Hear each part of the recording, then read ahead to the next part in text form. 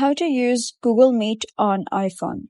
Hello guys and welcome back to the channel. In this video, I'm going to show you how you can use Google Meet on your iPhone, covering installation, signing in, starting or scheduling meetings, joining via code or link, in-call features like screen sharing and captions, and managing settings. So let's get started.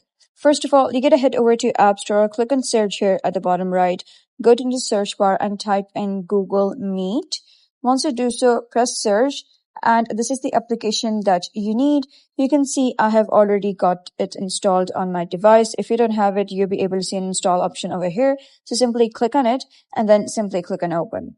Once you do so, if you are signing in for the first time, you'll be able to see this option that says sign up or sign in. Simply select your Google account with which you wish to sign in. Once you do so, you'll be able to see an interface like this. So you're going to head over, click on new over here, and you'll be able to see three options: create link, schedule, and group call. So if you wish to create a link, like just create a meeting immediately, you're going to click on create link, and then you'll be able to see an interface like this. So this is basically the meeting code. You can simply copy it and then send it to anyone that you want and any person that you wish to join the meeting. You can also click on share and then simply share it to other applications such as WhatsApp, iMessages, etc. And if you wish to join a meeting, like if you have received any code, you can click on join meeting and then paste the code that you received.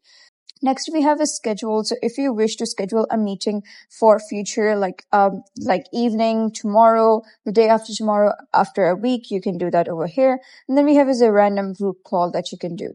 So that's basically how you can use Google Meet on iPhone. So if you found this guide helpful, give it a thumbs up and don't forget to subscribe for more helpful tutorials. I'll see you in the next video.